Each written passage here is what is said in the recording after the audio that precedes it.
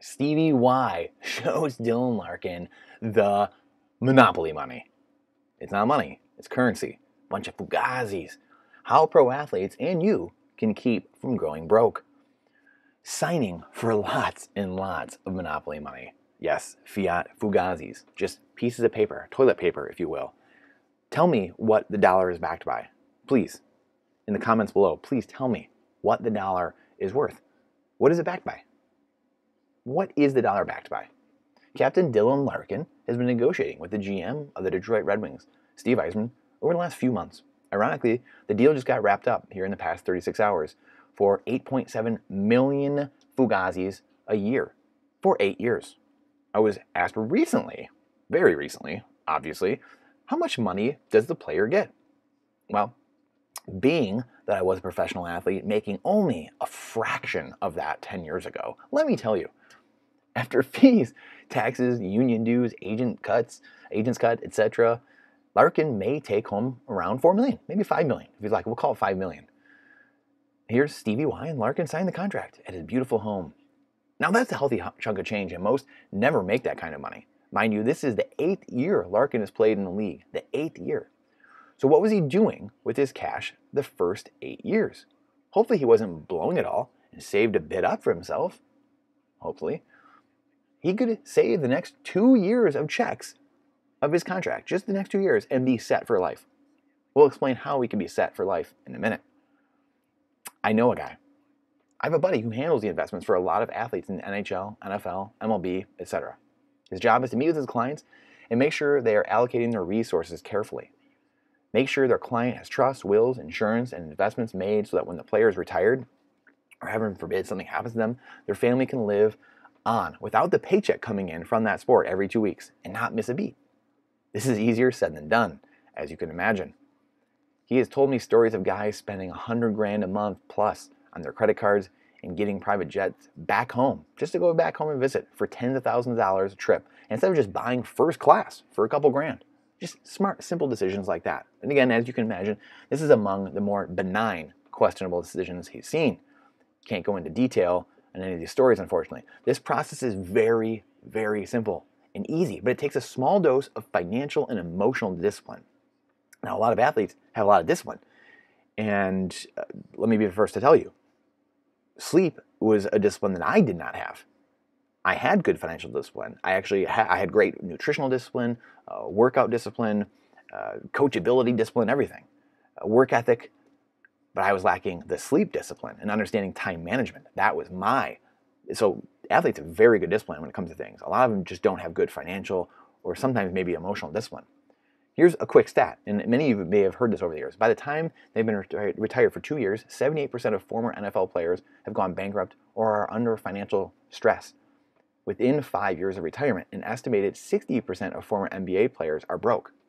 And again, this is probably fairly evident inside of the other sports as well. This is not just an NFL or NBA thing. The MLB and NHL, I know, I've seen many NHL stories of people having problems, many stories. So this is it's a human problem. It's a financial literacy problem at the end of the day. And again, this goes back to what we always talk about here. Why doesn't the government teach this, right? Most families aren't wealthy, so it's going to be hard to understand. You can understand the basic tenets, maybe biblical tenets of saving and spending, saving more than, not getting into bad debt, stuff like that, saving more than you spend. Why isn't the government teaching these next high-level things? We have all these people out here, smart people that we could be teaching these classes, these courses. So you'd have to think, we know there's a problem. We've known this is a problem for decades, among many other things, but why aren't we fixing it? To me, the only conclusion you can come to is that there's a reason. I digress. Turning ordinary income into passive income. We've often talked about phase 2 here in our monthly newsletter updates. Taking ordinary income, and again, I'll link to this as well, our other newsletter updates that we do monthly about our portfolio allocation that I do for our family office for the last 10 years and how we keep multiplying our wealth over the years because of a simple strategy, phase 1 strategy, and understanding what economic cycles we're in, and then what phase 2, this next phase, looks like once these insurance payouts, I call them, pay off. Taking ordinary income, or paychecks that are taxed the most, and turning it into passive income you don't work for and are taxed the least, if at all. Like in real estate, if you're doing it well, you could be getting money back, quite honestly, legally, through depreciation and things like that. Not to go into that today, but this is completely doable. This is why Donald Trump paid little to no taxes, because he has massive amounts of real estate. This is legal through the tax code. And just, again, these are things that are not taught in school. So again, why is that? The investments we have made in Bitcoin, gold, and silver will be taken and lent against tax-free to buy assets that work for you. Dividends, cash flow, royalties, interest, they're all just forms of passive income or income that you're not working as much for, and they're taxed the least, ironically. Again, these dividends, royalties, interest, a lot of times are taxed either nothing or they're taxed very little. Capital gains, portfolio income, so maybe 0%, 10%, 15%, or 20%. And I believe they're always kind of changing those. But again, cash flow as well can be taxed at zero legally. Finishing the convo we just had recently, Larkin could save $10 million total, $5 million each year over the next 2 seasons, live off what he hopefully has from the first 8 years of playing, and the remaining 6 years of his contract. He still gets paid if need be as well. So remember that. He had 8 years of playing, and he still has a remaining 6 if he just takes the next 2 years' paychecks and stashes them away. And that's hopefully the government doesn't print the currency into oblivion and he loses it at all. It's, again, another story for a different day. That's why we talk about Bitcoin, gold, and silver, and saving in hard assets. But if he takes that $10 million and puts it into a handful of good, solid dividend-paying stocks that pay him 4% on average, this would give him $400,000 a year in dividend checks, where he does absolutely nothing but receive $100,000 quarterly checks from the companies he invested in, or $33,000 a month. He literally could live the rest of his life in luxury as he has assets paying his lifestyle while he does nothing. He could even step this up a notch by getting into real estate or partnering with people who know how and lending money to investors anywhere from 8 to 16% and making ridiculous returns. Again, I've done that. This was my life for the last 12 years, doing real estate, renovating houses, raising money, using other people's money, using my own money, and seeing and lending and doing these rates at 8 to 16%, being the one that lends it out or the person that is lending from someone else. And that's how you can make an infinite return, by taking that money at 8% or 10% and going and fixing up a house, renovating it, and pulling all the money back out. Maybe even pulling out more than you put in. Infinite return. Literally talk about a 5% return or 10%. What about an infinite return? What about not 100, not 500, not 5,000% return, an infinite return? That's how you pay no money in taxes as well. But again, different story for a different day. So there's different things he could be doing. He could buy whole life cash value insurance. He could go talk to my buddy Ron Stemler, who is an expert in this space. Say, hey Ron, I want to get 45, or I want to put a bunch of money and open up some policies with you and get 45% over the course of the policy, and have the insurance death benefit backing him and be able to lend against it and control the asset. So another amazing way that you could do that. And that's what banks do, wealthy families do, another phenomenal way. Or you could buy franchises or other small businesses, all managed by other people, and you need to manage the managers, or he could just have a team he hires that manages that for him, and some bookkeepers and CPAs that he talks to once a month and handles that. So you get the idea. Brandon, well, that's awesome, but what can the average person do? Well, I'm glad you asked. It's rather simple, and the average person can easily do this. Much of it starts with understanding how money works. Inflation is institutionalized theft, and it is only really a possibility in a fiat currency system that is backed by nothing but confidence. A con game, confidence game. So that means the dollar is debt. And after 1971, the gold was taken out of the dollar, the silver was taken out of the dimes 10 years before that. So we have a currency that's backed by nothing. It's no longer money. It's no longer a store of value, meaning it gets worth less over time. So we are saving liabilities we think are assets. That's why the average person continually gets poor. That's why the average person now had a man working, and then a man and a woman, and then a man and a woman, and then they had to use all their savings. And then a man and woman use all their savings. Now they're on credit card debt. Man and woman working, then they use all their savings. Then they're out on their credit card bills, can't afford to pay them back. Now they need their student loans and their credit card debt's paid. So you can see where we're at in this story, what chapter we're on. That's the last 50 years since we've taken money out of. So you're saving something that's debt. So you're saving debt, a liability you think is an asset. So think about that. Each dollar is owed back to the central bank with interest. That goes for every currency in the world. They are all monopoly money.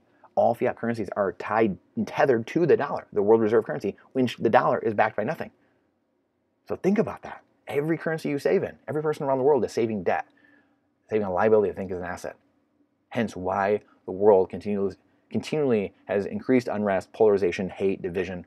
Knowing all that, you must then come to one conclusion, that you must get rid of your dollars and turn them into assets. It's the only way to hedge in all this inflation, this currency printing, and hopefully get ahead. Your dollars are liabilities on your balance sheet. Again, most people save liabilities they think are assets. This whole process starts with moving your liabilities into assets. And again, here's a breakdown we showed many times. Save hard money in a container with no holes. Here, it used to be gold and silver were the best thing we had. Now we have Bitcoin, a perfectly sound box, no inflation to it. Gold and silver have a little bit, 1 to 2% inflation each year. Your time and energy is going into this bucket. You want a finite bucket that stores your time and energy and doesn't leave when you're going to sleep or when you're working the next day. So you can eventually get off the hamster wheel as it gets more valuable and more rare over time.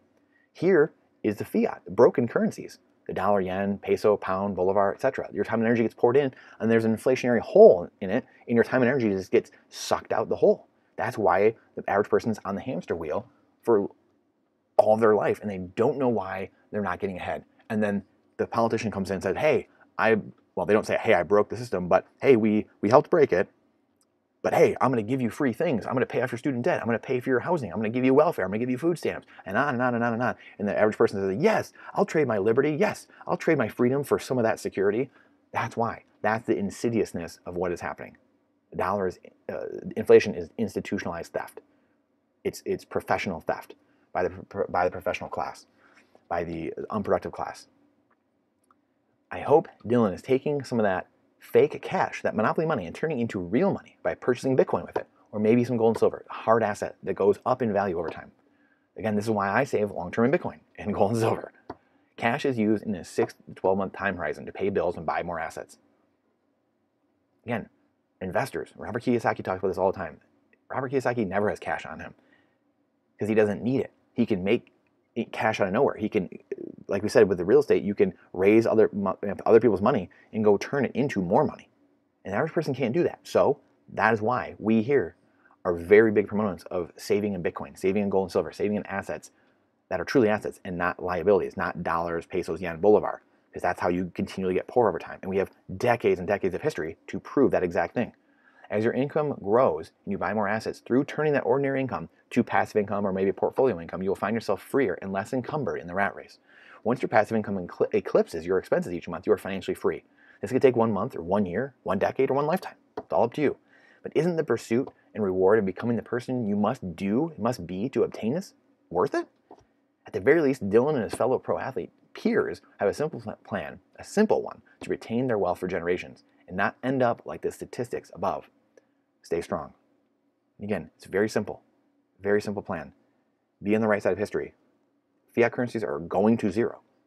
They have been. The dollar's lost 95 to 99% of its purchasing power the last 110 years, and it's continue going there. So we have to remove ourselves from the system and get hard assets. We have to, while we can, take those depreciating dollars and buy appreciating assets like Bitcoin, gold, and silver. And then as those insurance hedges pay out, then you can turn it into cash flowing, dividend paying, royalty paying, interest paying assets. When those now either crashed themselves, the stocks and real estate, and you can buy a ton of them, or maybe those hedges, Bitcoin and gold, silver, have gone up drastically, and now you can buy the cheaper assets with them that are paying you cash flow and giving you this type of return, where he can take just a year or two of playing and make dividend checks for a lifetime and still live off the rest of his money and never have to even touch that income, that 33 grand a month coming in. Think of the power in that. And everyone can do that at any level, whether it's 33 million a month or 3,300 a month or $330 a month. Every little bit helps, but it's an emotional, financial discipline. So stay strong. I appreciate your time and energy here. It's the most important asset we have. Like Bitcoin, it's the only finite asset I know we have. Bitcoin is time and time is Bitcoin. It's the only fair trade. Again, I appreciate you coming to my TED Talk. This is not financial advice. This is freedom advice. Please share this with someone you think might need to understand this, might need to get this, or does or doesn't. Maybe likes Dylan Larkin, maybe likes athletes, maybe doesn't. I have no idea. Please share this out because algorithm hates truth. Algorithm hates talking about stuff like this and hates getting out true education. Formal education, clearly, no one can make an argument that formal education is doing a service really for anybody. They don't teach money. They don't know how to teach money. They purposely don't. This is a story for a different day. But no one can make that argument. So we must do our part to help educate each other. I appreciate you, and I look forward to seeing you on the next one.